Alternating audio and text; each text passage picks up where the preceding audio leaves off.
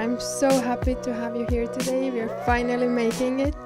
Thank you. It's a pleasure to be here. Yes, it's actually my pleasure, because I have to say I met you, and there's like the energy of yours is something that I rarely come across. Wow. Like when you come in the room, there's just like so much energy to you.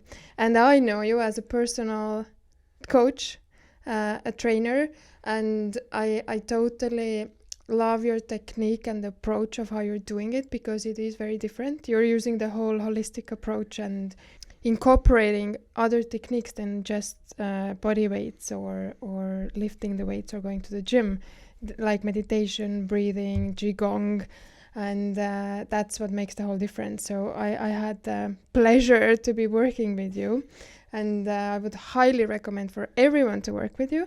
But I would like to hear more of how did you get here and how did your journey start? So can you tell me a little bit more, like was it how did you come here to have this whole body or a holistic approach rather than, the typical? Thank you. First of all, it's a pleasure to be here, and thank you. And it's been amazing getting to know you and being part of this journey with you.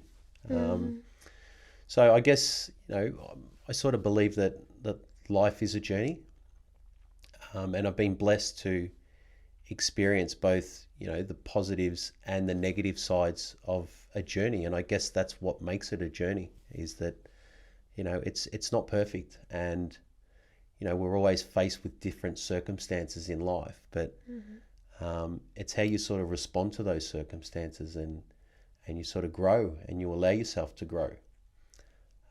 So I've been, blessed every step of the way, and I'm truly grateful that I get to do something that I love, and that's help people, and help people on different levels, because we are, we're a physical being, and we're an emotional being, and we're a spiritual being, and we're an energetic being. So, to train people physically and not consider every other element is actually not taking in our full potential. And what I've found is, because I've constantly worked on my own enlightenment and my own growth, it's taken me from learning the physical side, which is, the skin, the bones, the muscles, the skeletal system, the nerves, and how everything functions. And then you then want to know more. And then it's, I sort of went into the emotional side, and I was very fortunate. I had incredible support around me, and I've always been a really good listener. And I think that's really important. If you want to grow, you should listen to people that know more than you. And I've had extraordinary mentors. So I then started on an emotional intelligence journey, and really understanding what emotions are, and being aware of what my emotions and what I'm experiencing, and being aware of what other people are experiencing as well. So that's really the definition of what emotional intelligence is being able to navigate through your environment of your life, and being aware of what emotion you're feeling and what other people are feeling. And what this does is you're not really, you're not resisting, you're flowing, you're going through more of a flow state rather than resisting or restraining what you're feeling. And it becomes more of a natural process, because emotions are energy, and energy needs to flow. The second it doesn't flow, it gets stuck. And when an energy gets stuck inside you, it manifests and it becomes an illness. And a lot of people that I've worked with, I find that when I do the work on the emotional side and I really get into their emotional states and I start breaking down those blockages, that's when their transformation happens. And it's when that transformation happens that the physical body will then transform as well. I find if I don't work on the emotional state, the emotional blockages, then there'll be a cycle of, they'll get motivated, they'll feel really good, they might lose, a few kilos or gain a few kilos depending on what their goals are. But then all of a sudden they'll go into the same loop, and they'll go back into the same, and they'll they'll start the same habits, and it'll be more of a sort of an up and down sort of spiral. When if you work with the emotional state first, then what you've done is you've removed any blockages from allowing them to go back down, and all it is just then just a slow increase up. And that's sort of what approach I take. Yeah, that's what I find so interesting and so important about, like, even wanting the results on a physical body level. And that's what I experience also with you, is like working with the emotional side first, because that is so true. There's so many people that are wanting to get results, but like you said, it's like you get results for 2 months, maybe you can push it for free, but then you go back to the same loop, and you gain the weight or you lose the weight or whatever the problem was. So that is so true. But let's start from the beginning, like, because you started as a physical, like a trainer, like Sure. a coach. Can you tell me about your journey, because you're actually from Australia, but Yes, now I we're am. sitting here in Estonia. Yeah. Like, can you tell me a Sure. little bit? Okay, so it all started for me, and I mean, I don't know if anybody has like significant time frames in their life where they can sort of go back to a defining moment, but this is really where my journey began. Okay, so I was in my last year of, we call it VCE, which is year 12 for us, and I was like 2 months away from finishing, so it was sort of that period where you're studying for exams. I wasn't the most astute student.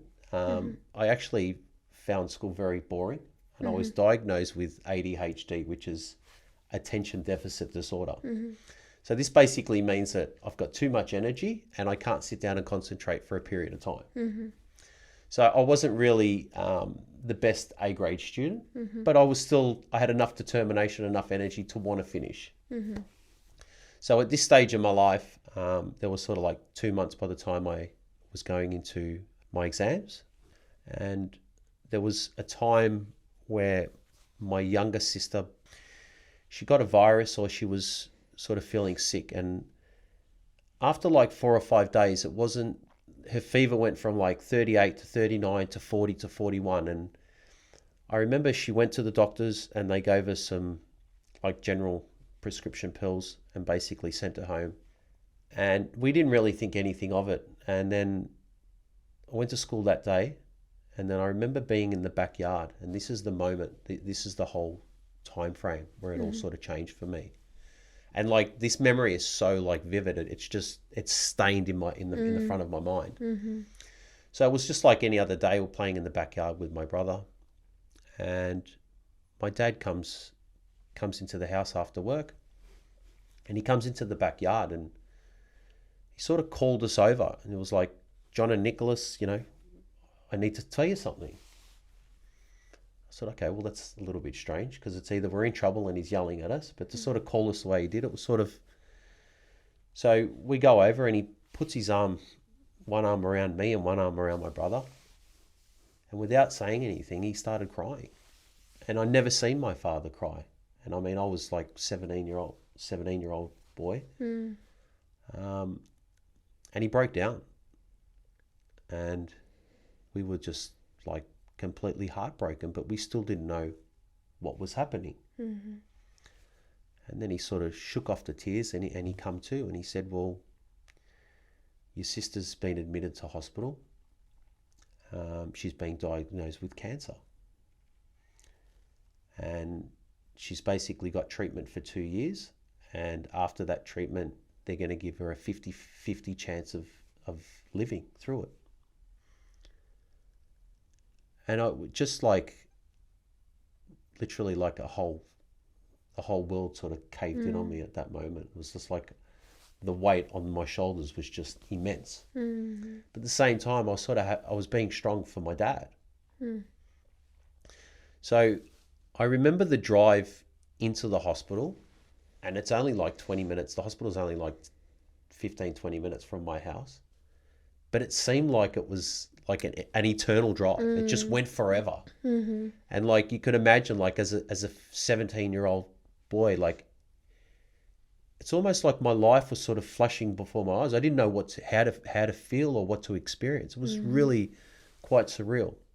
I've never experienced anything like this before, previous to this. Anyway, we got to the hospital and we went up. There's a designated cancer ward for kids, which is extraordinary, by the way. And we got up to the ward, and then we walked to my sister's room. And this is the moment that changed my life forever, because I wasn't expecting what was on the other side. So we opened the door to my sister's room, and what I was expecting was tears and sadness. And instead, when I opened the door, my sister was sitting up on the bed with a smile on her face, and there was like this bright, shining light all around her. Wow. And we all walked in at the same time, me and my dad and my brother, and we were absolutely breathtaking. We didn't know how to handle it. And my sister turned around and looked at us and she goes, "Don't come in here with your negative energy. I'm positive and I've already beaten this." And it was like even now I feel like, you know, I'm getting goosebumps through my body. And that positivity and that energy, that's what I've been seeking for the last 22 years. That became my mission and my goal, to find out what that energy was. Because what she said and how she felt, that's the reason why she beat it. And even through the 2 years of treatment, there was never any doubt that she wasn't going to beat it, because she'd already beaten it. She'd already convinced herself that she wasn't going to be a victim. She wanted to live. And even if they only gave her 1% chance of living, with that attitude, she would have lived. There's no question about it. Wow, such a beautiful story. Incredible. Yeah. So my younger sister became almost like instantly my mentor. And whatever energy I felt then, and back then I didn't even see it as an energy, because I didn't understand energy. Yeah. I just saw it as a positive moment. And then that led me into wanting to know what that experience was. So then I started, being curious. I wanted to know. So then I learned, become a personal trainer, and I had to go through sort of 12 months of training to learn what the physical benefits and the physical side of being a trainer is. And then I wanted to learn, going back to my curiosity of what I experienced at that moment, I really wanted to learn what emotions were. What is joy, and what is sadness, and what is gratitude, and what is fear, and what is anger. And during that process there, that's when my transformation really started taking off. So I done a 4-day course in emotional intelligence, and this was a breathwork course. And this really specialized the correlation between what we experience, what emotion we feel, and what emotion we experience in our physical body, and how to combat that with the breath. And this is where it really started to make sense, because the whole 4-day course was about being aware of what different emotions we're feeling and allowing that process to happen through the body. Because, people are of the impression that, we shouldn't be sad, and we shouldn't be scared, and we shouldn't fear. Well, that's wrong. We should experience all of these emotions. I mean, we even if we don't want to, we still are. We will experience We're emotional them, beings. Exactly. We have to feel emotions. Yeah. This is part of our life experience. Yeah. We need to feel emotions. It's how you hold on to these emotions. It's how you process the emotions. That's what counts. Holding on to a fear, or holding on to something that happened to us as a child, and allowing that fear to determine, what decisions we make as an adult, is actually not benefiting us in any way. So fear is a mechanism that we use. Fear is what can protect us. If I don't have fear, well, then I'm just going to walk out onto that road and get hit by a car. Yeah. I need to fear that car. because that's what's going to protect me. But holding on to that fear when I'm not on the road, I'm in a house, serves me no purpose. So knowing when to use your emotions at what point is very, it's vital. So would you say that your transformation really became out of the emotional intelligence? Like this is something you started to I would go say, deeper? yeah, I would definitely say the emotional intelligence and the breath work is when it really went to the next level. Because what happened is I integrated the emotional intelligence and the breath work into my personal training. And rather than just being a personal trainer that took you through a gym program, I then started doing breath work and started working and mentoring people through their emotional states.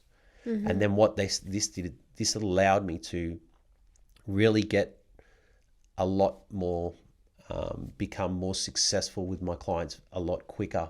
So the effectiveness of my training programs was all based around my emotional intelligence learning, which has made me really one of a kind, because most trainers, they probably, they'll go into either a human movement or a sports sort of more of a development on the physical side, where I sort of chose the emotional side to go down. And then once you sort of learn the emotions, then you realize you make a correlation between emotions and energy. When you start going inside and using the breath, you can feel the energy flowing through the body. And that's when it sort of led me to Qigong. Okay. Because Qigong is breath work, and energy movement and energy healing all in one. And that's basically where I am now, sort of practicing maybe 4 or 5 different practices all in one training or one coaching. Well, I'm so super excited. I so want to experience this Qigong practice with you. We didn't get there yet, but I'm We'll sure get we there. will. Yeah, I'm super excited about it. But let's. I want to like go a bit deeper. Like, can you talk about the coaching experience? Because I know that you coached like some teams. Am I right? Well, I've sort of coached, athletes, basketballers, footballers, Olympic athletes. I worked with a group of Manchester United soccer players when I was working in the UK. I've always been around and associated with elite sports athletes, which is great because it's, to be a personal trainer and being on the cutting edge and working with the elite is actually empowering, and it's a great space to be in. Yeah, of course, of course. But at the same time, I've worked with disabled children. I've worked with people that have had, debilitating injuries like car accidents. Actually, one of my greatest achievements, and I mean, everyone I help is a great achievement for me. And it's actually, it's my gift. And I'm proud to say it. My gift is that, I can help people, and I do help people in every way, emotional, physical, Well, this, spiritual. Nick, is something I'm so happy you brought it up, because that's something I really wanted to say about you. Like the energy that you have, the way you wanna, like, you're such a like giving soul. It's incredible. Like, I'm so grateful for. Thank you. I'm so happy you're here in Estonia. I'm so happy we met, because I was so surprised by how giving you are and how open your heart is. I still am. I'm so grateful you are in my life. Like, thank you for you're coming beautiful. onto my Thank you. path. But this is really special about you. You really are a super giving soul. I can say that with 100% clarity. Oh, thank you. You made my heart warm up then. Thank you. Well, look, the one thing that I've learned is the more you give, the more you receive. And, this is how energy works. And the more you put out there, and more importantly, the vibration and the frequency that you put out is what comes back. So if you want to put, love and happiness and gratitude out there, it's going to come back to you. And it's when you really understand that, and that's when it really amplifies.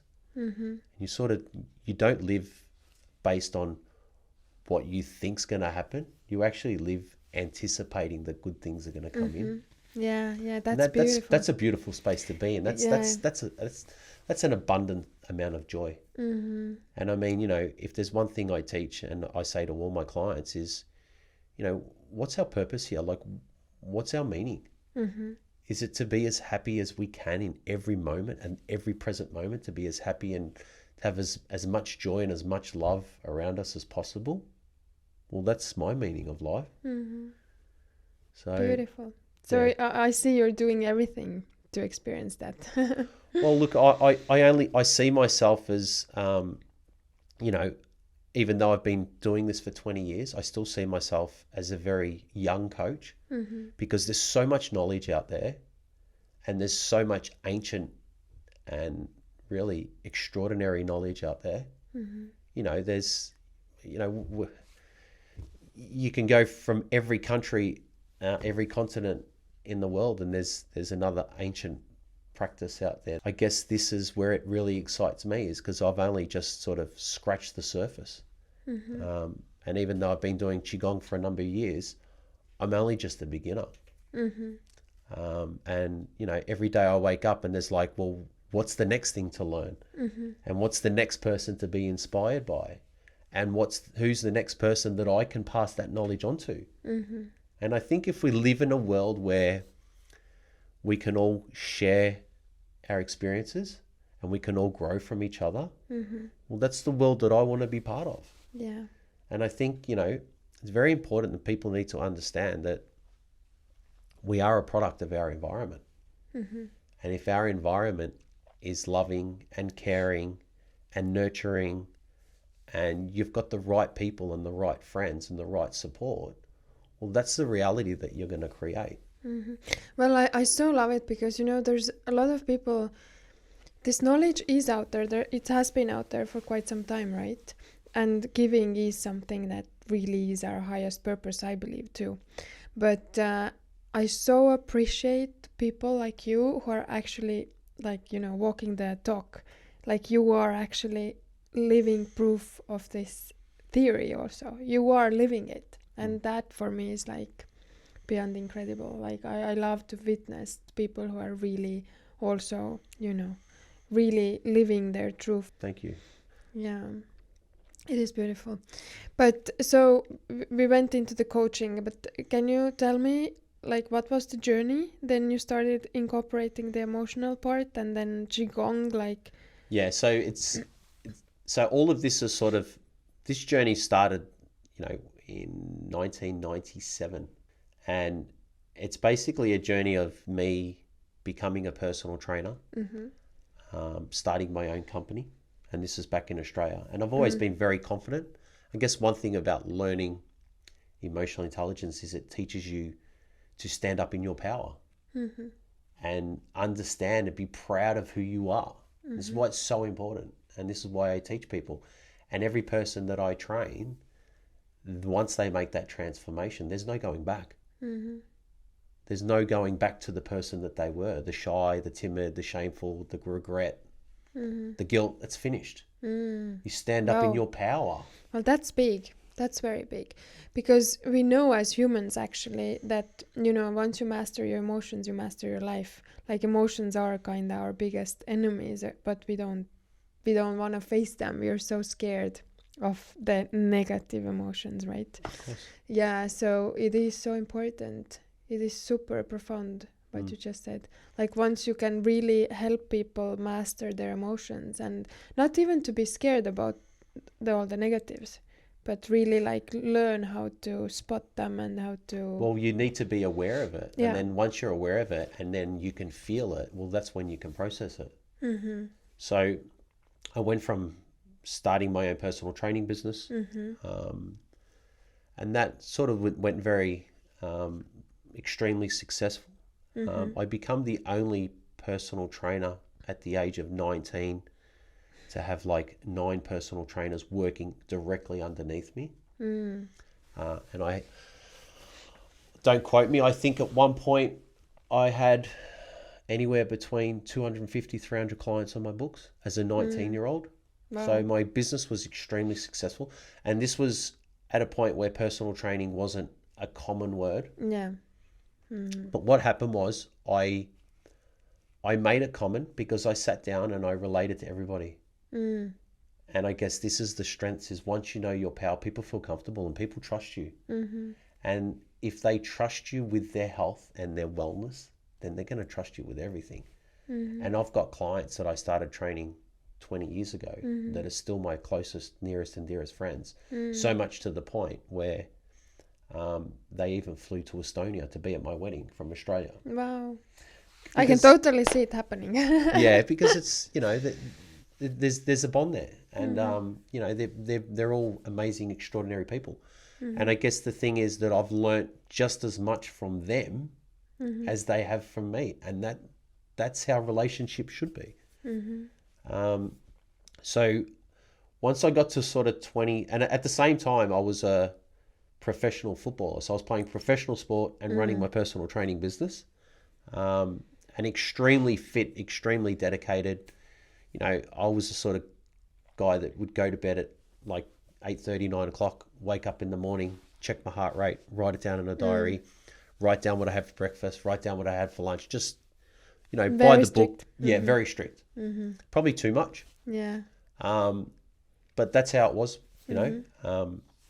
And then at sort of 24, I almost felt the urge to leave the nest or explore. So I, on a, how do I say it? On a thoughtless motion, I booked a ticket to London, and packed a suitcase and a backpack, and moved into a friend's house in Notting Hill.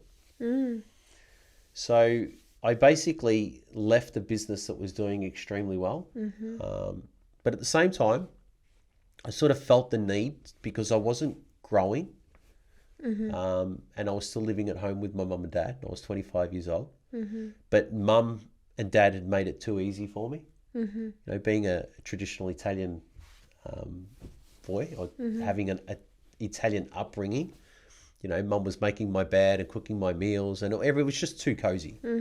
So, you know, if I didn't leave, I'd probably still be there now. So I made a decision to move to London, and that's when my life experience really took off, because I was totally outside my comfort zone. I didn't know anybody. Well, that was a bold move. Very big move, yeah. Very Yeah. big move. But I learnt more in those 2 years, because when you go outside your comfort zone, you're forced to make decisions, and those decisions are the difference between whether or not you make it. And this is what really showed me my true character. And it was hard. I mean, I went there with a credit card and maybe sort of $2,000 in my bank account. So the exchange rate at the time was like really extreme. It was 2.5 to 1. So I basically, I was living on rice for about 3 months, and I sort of had about £5 a day that I was allowed to sort of spend to live on. And it was really difficult, because I was a really qualified and very well respected personal trainer back home. And then when I went there, I didn't know anybody. And not only that, my resume was so extraordinary that I was handing it out to gyms and health clubs, and they were going through my resume, and they weren't believing it. Yeah. Because I had, like, you know, Australian cricket team, and a basketball team, and a soccer team, and an athlete, and all of these referrals were in my resume, and they just weren't believing what my resume was saying. So it took me a good sort of 3 months to find work, and I had to downgrade myself from a personal trainer with all of this experience to a gym instructor, which was basically making, the difference was, as a personal trainer, I would have been making sort of $50 to $60 an hour. And as a gym instructor, I was making £8 an hour. But this was the start. So I got my first job after 3 months of moving to London. Well, that's big. I would like to know what kept you going. Like, why you could have flown back, right? Yeah, at any time. Yeah. Because I took a 2-year visa, and I was just, my sheer determination to want to make it work Okay. was that's the only reason. And I'm such a determined person, and I got so much belief in myself that there was no way that I was going to come home. But there was always just in case I had to make a phone call, my mum and dad would have booked my flight home. There would have been no worries. So it's sort of a really interesting success story because from working at the health club, I then saw an opportunity and I approached the manager. And once we sort of got to know each other, I told her I do personal training, and she allowed me to start training clients in the health club. And then what happened was I then started approaching everybody in the health club, and my personality allowed me to gain about 20 clients over like 4 or 5 weeks. So much to a point where after I'd sort of gained, my client list, a full client list, the manager come up to me and asked me if I would put together whatever my process was down as a sales process for the club. So what I did is I worked on a marketing plan, and I called it a personal training sales process. And I use this process today, actually. And all it is basically connecting with people and going through a basic questionnaire, offering them a free personal training session, and setting basic goals, and just working out and giving them some sort of hope or realistic destination on how to achieve their goals. So, pretty simple standard process. But I think, this is where a lot of trainers and coaches, I think this is where their downfall is. They don't work on their goals with their clients, and they don't give a sort of realistic direction on where you're heading. And as far as I'm concerned, one of the most important things as a coach is to determine where somebody needs to get to, and then work out saying, and say, okay, well, I'm here at the moment, but I want to get to there. Okay, now as a coach, I need to work out the most direct route on how to get there. So how are we going to do this? Is it we need to look at a meal plan? What sort of training program are we going to do? How much sleep are you getting? And once you sort of break down all the different parts of your life, what's stopping you from getting there, well, then the transformation happens very quickly. Well, I think the difference here with your approach is, from my own experience, is still the whole holistic view. Like, you're not leaving anything aside, because I believe a lot of clients, we go to the personal trainers, I have been also before, you do have a goal. The goal is to lose, 5 kilos or gain 5 kilos. But then if you're not taking into account the other factors of your life or the emotional being, that's where it comes short. You just go to the gym, you're doing your routine, but nothing is happening at the end. Yeah. Well, I guess the difference is then, I've always related the emotional goals in with the goal setting process. And this is where the breathwork really allows me to go deeper in and, remove those blockages. I think what's very important actually about your technique also is that you let the client you're listening to the client. You were listening to me. So I was actually giving you what I would like to gain emotionally and what I would like to gain physically. That's actually a very interesting thing that you said there. Ultimately, the client has the power. Okay, you have the power to transform. The coach is just facilitating that. Okay, now the better the coach is, they're able to assist you quickly. Okay, and what that means is that I basically show you how powerful you are, and by showing you how powerful you are, your transformation happens quicker. And that's all. That's the role of a coach, because I can't explain what emotions you're feeling or what blockages you have. Yeah. All I can do is show you how to access your superpower, and show you how to get rid of those blockages, and show you how to empower yourself, and show you how to build resistance. And then, once I open that door, you're the one that's got to walk through it. Yeah.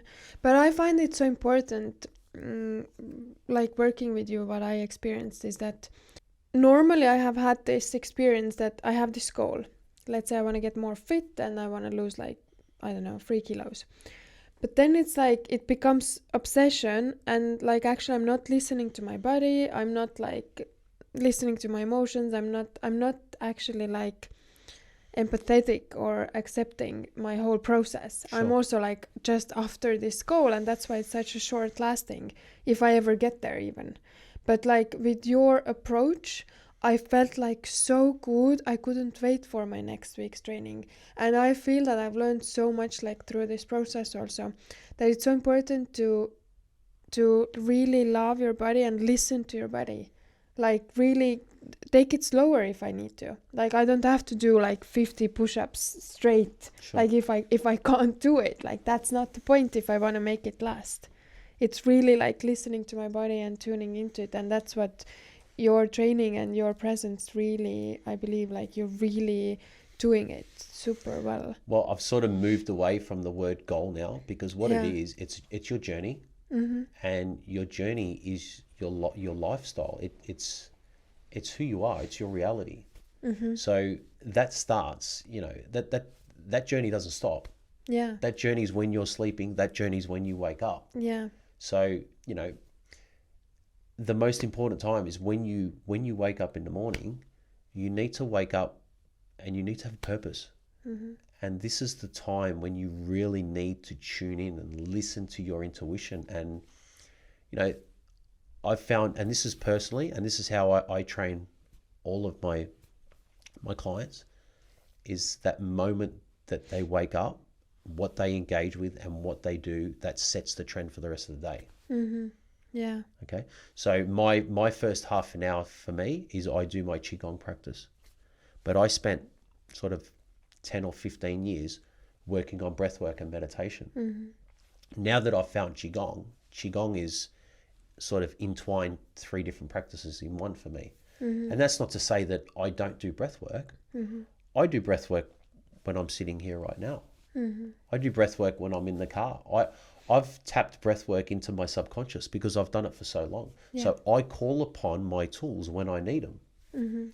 I do meditation when I want to take myself to a higher state, or when I want clarity on an answer, or when I'm confused and I want, I need to receive a certain message. So, we have, as human beings, we are, we need to understand that we are so extraordinarily, we are so talented. We have so many gifts. It's to sit here in such a short time frame and to tell you what I know and how much ability we have wouldn't actually do it justice. This is where it comes down to your journey, and you've really got to want to explore that. We've got the pineal gland, we've got the chakras through the body, we've got our life force, we've got our energy, we've got our heart and our brain, working in coherence. We've got our heart's intelligence. Yeah. Our heart runs on its own frequency. We think that what our eyes and what our ears and what our nose and what our 5 senses tell us. And what about the heart sense? What about our intuition? That's our most powerful sense. If we're blind and we can't smell and we can't hear, we still have this amazing sense that would still navigate us and still give us a fulfilling life. Some of the most talented people, some of the most talented artists can't see. And the best concert I ever went to was a Stevie Wonder concert. He had every single person in that crowd, 30, 35, 40,000 people, standing up on the edge of their seats for 3.5 hours dancing. Yeah. Because it's his energy. Yeah. It's his energy. And that's what we have. That's what we are. But how did you find out, or how did you discover the energy? I think it's something that it takes practice. It's like if I said to you, I want you to do 50 push-ups, you're not going to be able to do it in the first day. It's going to take you time to get there. Okay, so the easiest way to progress in this sort of area is to have a daily practice or have a meditational practice. And you only have to start off with 5 minutes a day and then build to 10 minutes a day and then move on from that. See, it's when we go inside of ourselves, when we close our eyes and when we're in the present moment, That's where our power is. So you would say that meditation and breathwork were the like. Well, breath work is a form of a breathing technique. It's a heavy breathing, hence the word breath work. Okay. But you can actually do like meditation and focus on stomach breathing. When you breathe into the stomach, this is where all the sensations, and after 3 or 4 minutes, if you're tuned in, what will happen is you'll start feeling sensations through the body. Okay. And this is where you're connecting the mind and the breath and the body together. Okay. But don't go into the practice expecting anything. You need to sort of just be open-minded and allow the process to happen. But the more you do it, the more you start connecting the mind, the body, and the breath together. And wherever the sensations come up, what happens is, like, I might do a breathwork session or a meditation, and I might be feeling nervous. Like, I was feeling nervous today. So I'd done a breathwork session, and usually my nerves come from the stomach or underneath the solar plexus. So I breathe into that area, and I take wherever you put your mind on a certain area, that's where you bring your energy. So by putting my mind to that area, I'm bringing my energy there. And by bringing your energy there, you're helping that area to heal. And this is what Qigong is. So Qigong, meditation, breath work, ultimately these are very ancient practices. But they all have the same outcome. And that's where you put your mind is where you put your energy. And where you put your energy, that's where you heal. Okay, so it's mastering that three-way connection between body, mind, and energy. But do you remember like certain point in your life or in the practices where you discovered like, oh wow, like I can feel the energy now, or I can feel it working, or Definitely. So when I done my my level 1 Qigong, we done an activation. There's an activation series that you need to do. And it always I've always been a very highly intuitive person. My mum's got psychic abilities, and I believe that I sort of followed in her footsteps. And I've always been a very highly intuitive person. I've always followed my intuition. So when you do the Qigong activation program, which I do with all my clients, it's fundamentally so important. Everybody should do it. What you do is you visualize on a little area just above the navel, and it starts off with a little light in your stomach, in your lower dantian. And as you're breathing in, you're bringing chi energy to that light, and that light is gradually building up in energy. It's getting stronger and stronger. And then what happens, it gets to its strongest point, and then it starts spinning in the stomach. Now, I remember it was like the 3rd day through the course, and because I'd always practiced meditation and breath work, without realizing I already had a large amount of chi. I had a very strong chi field. But when the instructor gave me that instruction to imagine that bright thing spinning in my stomach, my whole body just electrified. And that's when I made the connection between my mind and what was happening internally. And what happens then is once the chi starts spinning in your stomach and the chi comes inside, what happens then is you then start moving it through the body. And you can actually feel it. Like every day I move the chi from the top of my head to the bottom of my toes. And I'm bringing the universal energy inside my body. Yeah, can you explain, I don't know if you said it, what chi is for someone who doesn't know? Okay, so chi is our external energy force. Some people say it's a life force, okay, or our electric magnetic field, universal energy. Different practices call it different things, but chi is our energy field. So we all have energy inside us. Obviously, and this is where emotions and understanding emotions actually simplifies it more, because emotions either empower us or disempower us. And if you're running on negative emotions, well, then you're losing energy. So every person that has a negative experience on you, or every moment that has a negative experience, you're draining your energy. Every person that empowers you, they're going to give you energy. You're either moving forward or you're coming down. Okay? And it's not until you're aware of this, until you just stay in that area of positive empowerment. So, and it's not to say that I don't have negative moments. Like, that's, of course. We all do. Of course we do.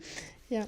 But I guess I use those negative moments as a time to sort of transform. And I guess I don't stay in those negative moments, and I don't let that negative energy affect me. And I guess that's the difference. Yeah, I think, I totally agree. I think it's about this transformation. It's about learning how to accept and then transform, like to choose what you want to experience, like go from the low to high again, or, getting the lessons what we were speaking about before.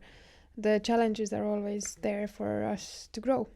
Absolutely. And I think that the best thing about it is the quicker you become aware of your energy and the quicker you stay in an empowered position, what happens is you start transforming everyone around you.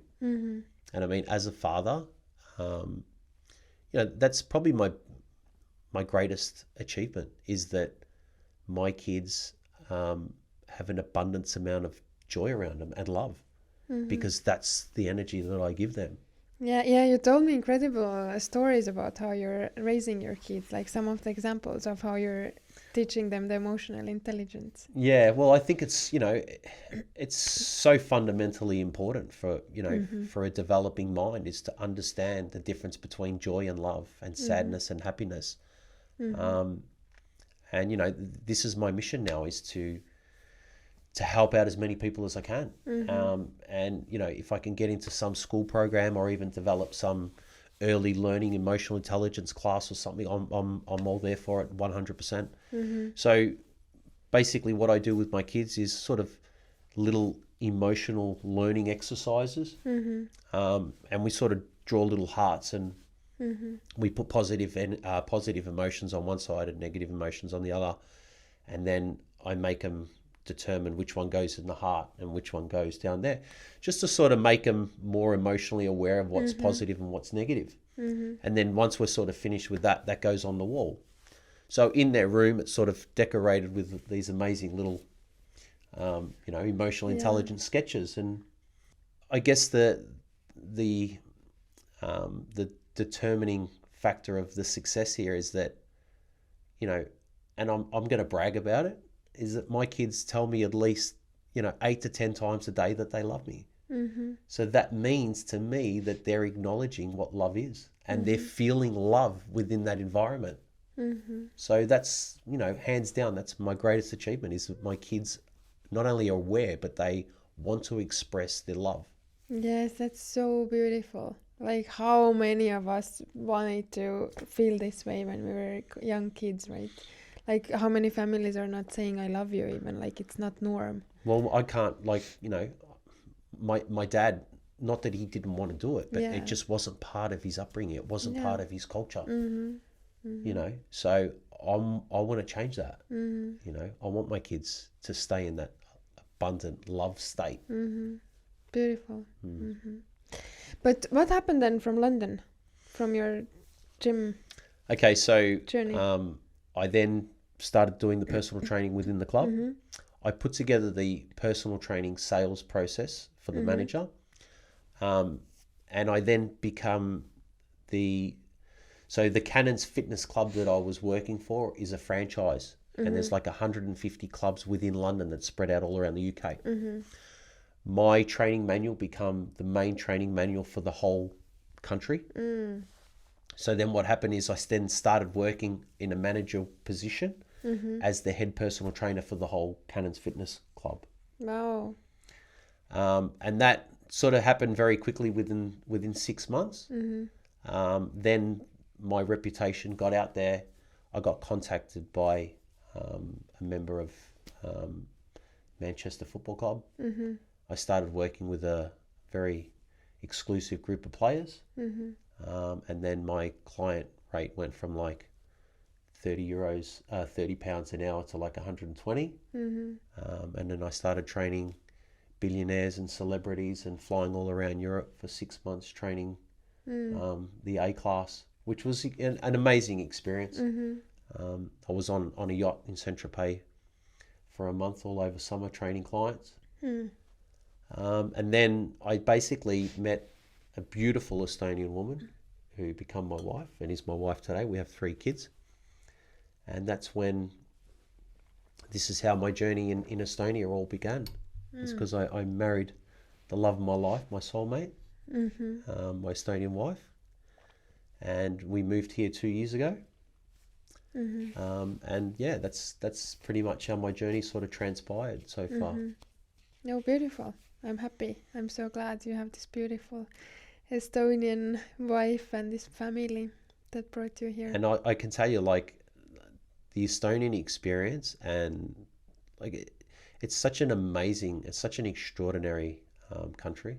The Estonian people are so spiritually connected to their earth, and I feel it. And I had this experience the first day I got to Estonia, or the first sort of time I come to Estonia. I remember walking down the main street and there was like a parade, and I had no idea what it was about, and I had no idea where we were going either. And there was like a breathtaking moment. There was like all these school kids in their uniforms, and different kids had different flags, and they were singing different songs. And unbeknown to me, we were all walking towards this stadium. And we entered the stadium, and I still had no idea what was going on. And then it started getting dark, and there was like a whole hillside of candles.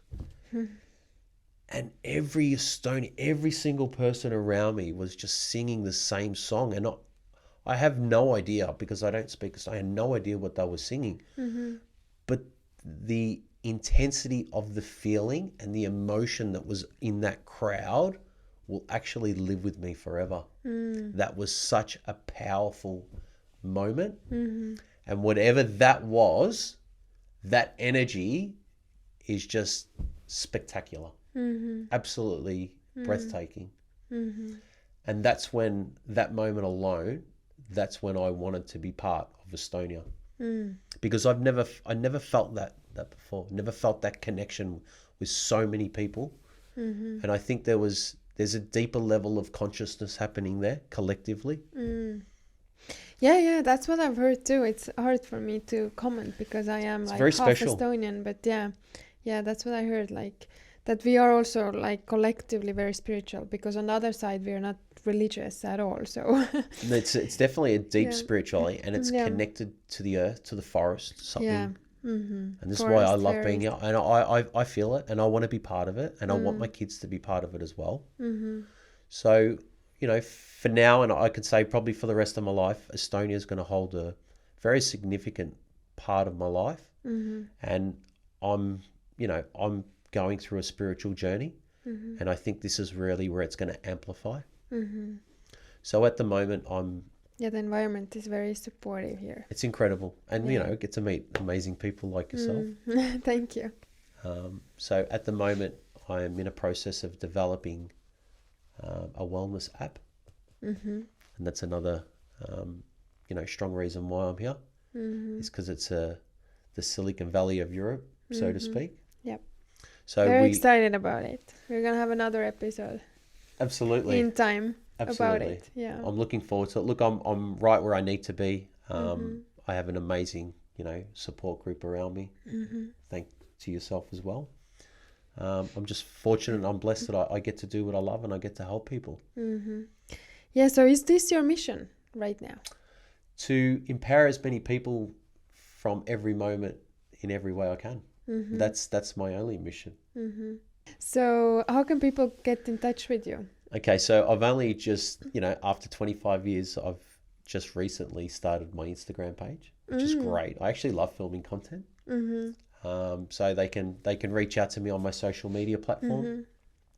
Also, I've got a website, So happy to help you, even if it's just, a once-off consultation. I can help set up, setting your goals or your journey or your direction. Or if you want to go sort of more involved and you want to learn some breathing techniques or some energy movement through Qigong, whichever way I can help, I'm actually blessed to be able to help you.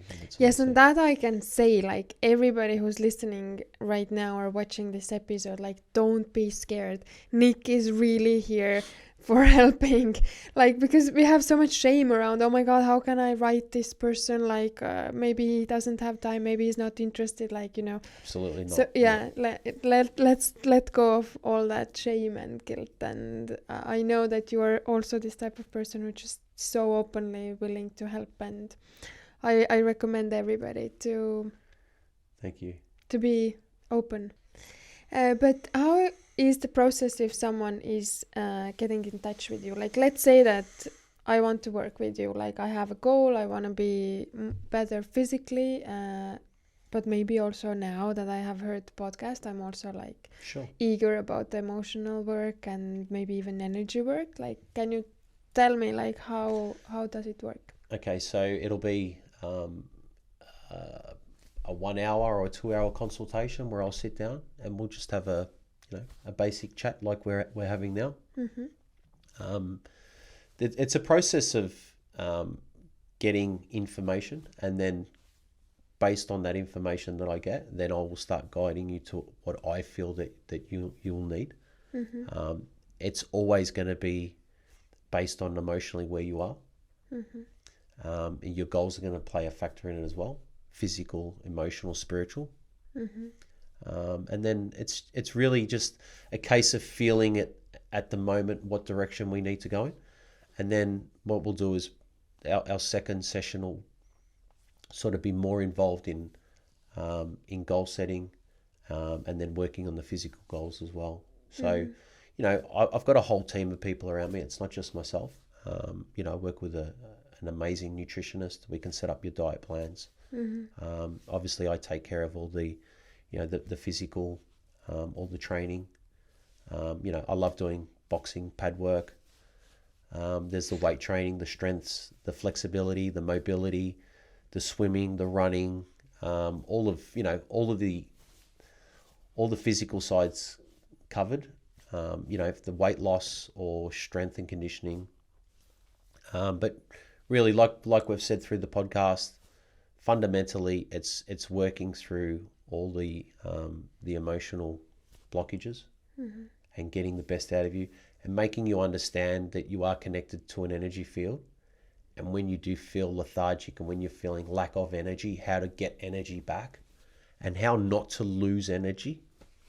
So, these are tools that I've sort of, I've studied and learnt over many years.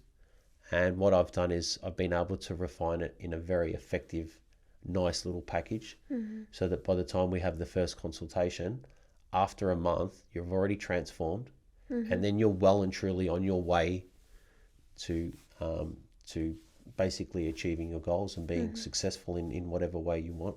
And I find that once people work on these areas, their whole life transforms. They become, better in their career. They become better in their relationships. They become a better person. Once you become a better person from inside, it transpires in every part of your life. So yeah, that's super important. I just wanted to ask, like, why would someone do it? Like, what's the why? But you already touched upon it. It's well, first of all, when we are being physical and actually getting more fit and more strength into our body, and when we're moving, clearly it has so many benefits, right? Of course. So you've got the physical aspect of it, and obviously we all want to feel fitter. We want to feel more energetic. Then there's a sense of pride, and there's a sense of feeling good and eating good foods. There's a whole lifestyle around how you feel. Yeah. But then there's the emotional side as well. And if we feel more joy and we feel more love and we feel more compassion and we practice gratitude, well then, everything sort of, you got to understand that all of these things tie in together. Our spirituality, our emotions, our physical, they all tie in together. Yeah. And, you can't really have one without the other. And this is the difference between, you know, what I practice and most other trainers is I'll work on all of the states, you know, and spirituality is probably, you know, just as important as everything else. And this is where you know, really need to be mindful is that we are a spirit, you know, we have a soul, and are we giving our soul, you know, the energy that it needs? So like you said beautifully, is like you are going to be more fulfilled and happy and joyous, like That's what it's all about. yeah. Yep. And I wanted to emphasize that also, that you do have like so many different practices that actually, like, we were training just at my home, so we don't have to go to the gym. You don't have to go, you know, have the membership. If you prefer to do it in your own home, then that's totally possible. And that's probably more my style, is because, you know, most people feel comfortable in their own environment. And, you know, I've developed so many different training techniques. You know, I don't need a gym full of $1 million state-of-the-art equipment. You know, all the exercises we can do are all body weight exercises, like push-ups and squats and crunches and or boxing even, boxing, which is beautiful. Yeah. Look, I've spent 25 years developing exercises, and I've got, you know, there's so many different programs, and my Instagram page is full of different home exercises that you can do, or even just reach out to me and send me a message, or you know, I'd be happy to even sit down and help you with a home exercise program. So look, at the end of the day, the key word is change. And if you want the best out of life, well, then you need to make a change. And that change starts now. Don't wait till tomorrow. It starts now. You know? Don't wait. Yes. Don't wait. Yeah. You're only wasting your own life if you wait.